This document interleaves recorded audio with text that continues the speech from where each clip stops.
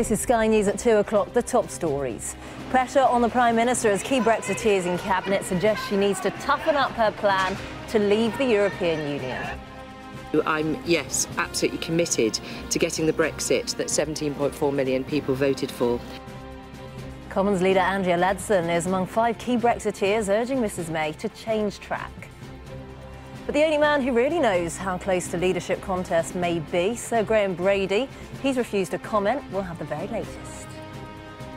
Also ahead, a woman dies during fuel protests in France with blockades in place across the country.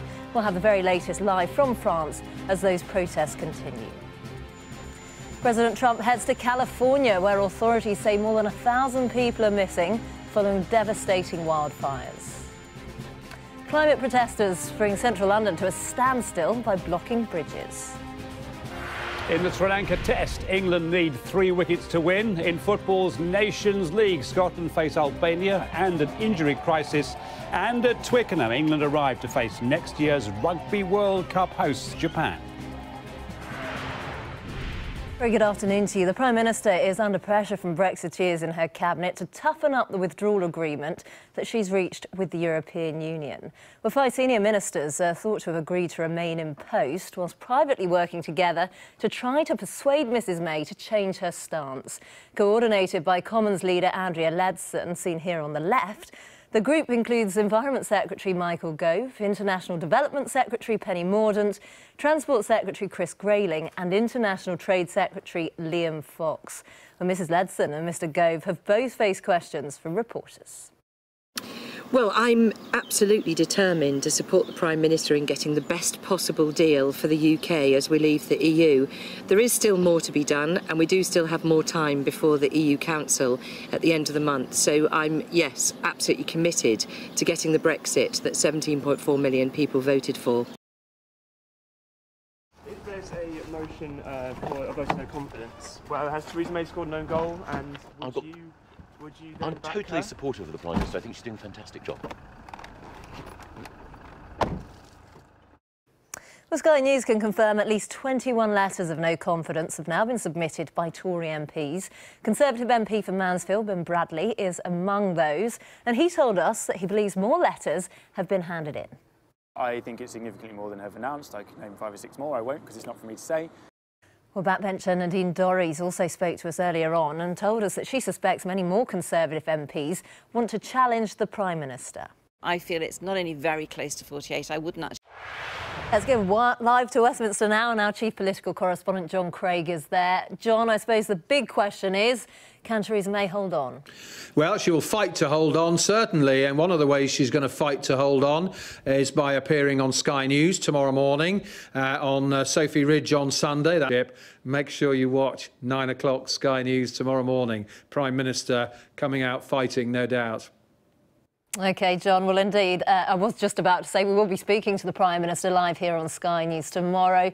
Theresa May will be speaking to Sophie Ridge to discuss all of this week's Brexit developments. And, boy, there are a lot. That's tomorrow morning, as John was saying, at 9 o'clock, so don't miss that. Now, a woman's been killed in France during nationwide protests against fuel prices as thousands of people take to the streets across the country to block roads. Dubbed the Yellow Vest movement, people are blaming President Emmanuel Macron's tax reforms for the price hikes. Well, these are live pictures from France, a town about 30 miles south of Paris at the moment, where a group of protesters has gathered. And Sky correspondent Adele Robinson has the very latest from Paris. Well, it's about the price of fuel, effectively, people. Authorities in the United States say that more than 1,000 people are missing following devastating wildfires in California. The blaze, which began 9 days ago, caused widespread destruction and devastation, with the town of Paradise being largely destroyed. Well, President Trump is currently en route to visit the region today, as 8 more victims have been found, and that will bring the total number of people known to have died to 71. The CIA believe the killing of journalist Jamal Khashoggi was ordered by Saudi Arabia's powerful Crown Prince Mohammed bin Salman, according to a US official. But Saudi Arabia has repeatedly denied claims that the prince had any knowledge of the plot to kill the Washington Post columnist who was murdered inside their embassy in Istanbul last month. The US Vice President Mike Pence says the killers will be held to account. An Argentinian Navy submarine, which went missing last year with 44 crewmen on board, has been found deep in the Atlantic Ocean. The San Juan was detected 2,600 feet underwater in Argentine Patagonia, and it was returning to its base when contact was lost. The discovery comes just 2 days after families of the missing sailors held an emotional one-year commemoration. One of the UK's biggest newspaper groups has said it plans to go into administration. Johnston Press, which publishes The Eye, The Yorkshire Post and The Scotsman, put itself up for sale last month in a bid to refinance £220 million of debt. But the company says it now plans to sell its business and assets to a newly incorporated group of companies controlled by investors who own Johnston's debt. A dashcam has captured the dramatic moment that a driver opened fire on a policeman in the United States. The officer pulled the car over due to a routine traffic violation, but was caught off guard when the man inside suddenly pulled out a weapon.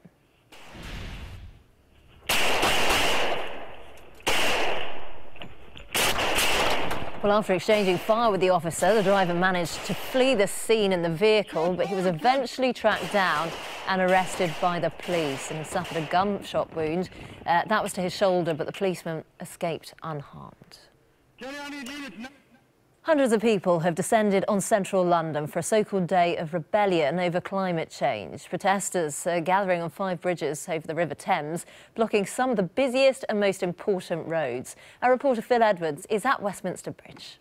Yeah, this is Westminster Bridge, and of course at this time on a Saturday it should be teeming with traffic. Instead, as we can see, it's teeming with environmental protesters who've brought their cause onto the streets a few yards away from where I'm standing. Well, let's return now to our top story and the pressure on Theresa May over the Brexit withdrawal agreement.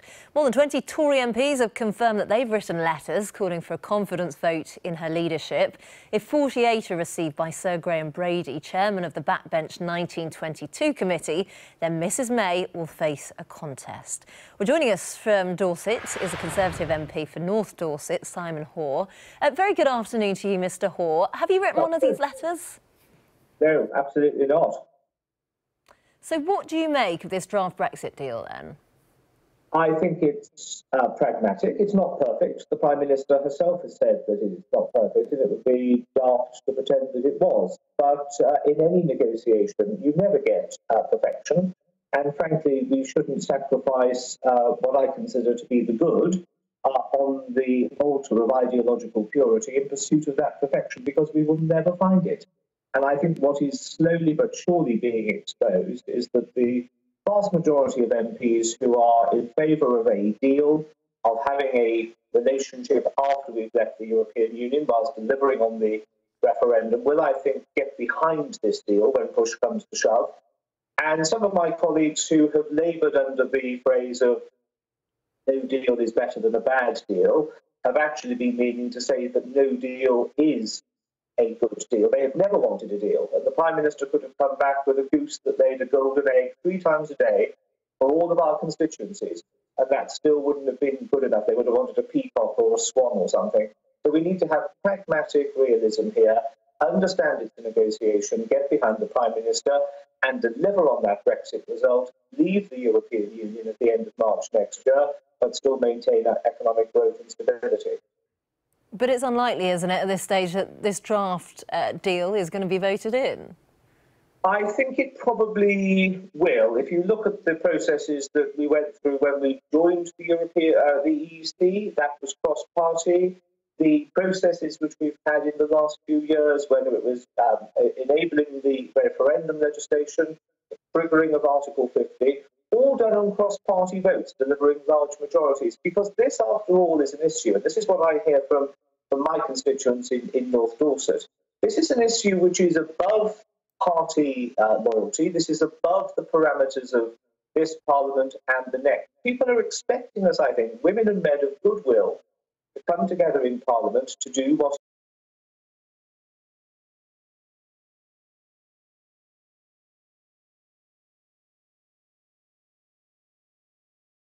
I think in the judgment of very many people would be a disaster, and there is no majority in Parliament for that. And I don't see it. I know that some will. But I don't see it as a sign of any sort of weakness. If we can sort out this deal and we sort it out in a cross-party basis, coming together for the good of the country as a whole, I think that's what the vast majority of our fellow citizens in the UK are expecting and hoping for, and I think they're right to expect it. It hasn't been a good week for Theresa May, I think it's fair to say that. Do you think she can hang on? Well, I actually think it's been a rather good week. The Prime Minister is often at her best when she is in a bit of a tricky place. She came out absolutely fighting on Thursday, 3 hours at the dispatch box, didn't have to refer to a note, the detail and the command of all of the information really at her fingertips. I am not expecting any form of leadership challenge or confidence. Well, hang on, we have spoken to people today who say that they believe that that magic number of 48 letters has already been reached. So come Monday, there could be more movement, no? Well, I think if it's already been reached, we probably would have been told by now. I just hope that this weekend will allow us all to calm down, have a stiff drink, say our prayers, whatever it is that we do to relax. Think about it all, and I think fundamentally on this particular issue, that you could change the Prime Minister 3 times a week if you wish. But well, we've already had 2 Brexit secretaries. I mean, is this going to be third time lucky? Well, Brexit secretaries and cabinet ministers come and go. You really, Prime Minister is the first minister. That's the important point. The point I was going to go on to make is that unless you have a general election, then you cannot change the parliamentary arithmetic in the House of Commons.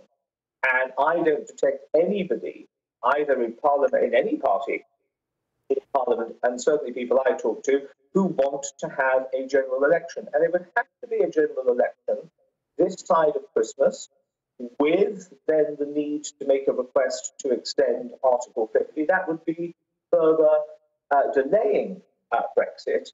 And were there to be an election, and were a non-Brexit supporting coalition to come forward, then the opportunities of Brexit would be lost for the country. This is high-stakes stuff, and some of my more zealous colleagues, I think, need to just sort of take a deep breath, think about the issues, and get with the plan. What do you think the public makes of all this, then? I think they are bemused, and I think that they are bored. I think they've given us their instruction. They gave us that in the referendum result of 2016. The government was very clear. We said we would abide by it and deliver on that result. That is what we are doing. They are then expecting us to get on and focus on the health service, on education, on police, the bread and butter issues, sorting out the housing problems, the bread and butter issues that actually are the primary concerns for most people in this country. And I think that, I mean, I've spoken to people of all political persuasion over the last couple of days here and in London, and they are looking askance at a party that is turning on a Prime Minister who everybody recognises. It's a very difficult hand of cards to play. The parliamentary arithmetic is not helpful. She is trying to deliver the biggest peacetime policy challenge which the country has faced. I think they admire the stability and resolute nature in which he is dealing with it. And they are looking at us as if we have just lost all leave of our senses. OK, and Mr Hall, we'll have to leave it there, but thank you for sharing your thoughts with us here on Sky News. Appreciate your time. Thank you. You're watching Sky News. Coming up, we've got action. Welcome back. Let's get a check now on all the latest sports. This programme is brought to you by Vitality Invest. You see, they even teach them how to cuddle. Masterclass. Getting active brings its own rewards. Good afternoon. We are minutes away from the international rugby action starting, with all 4 home nations playing today. There is more live now on Sky Sports News, focusing on the afternoon's league football, and we're back at 3:20. Help! Help! I'm surrounded by sausages. You're watching Sky News. Coming up, we'll be taking a look at some of the best talking points in a week in interviews.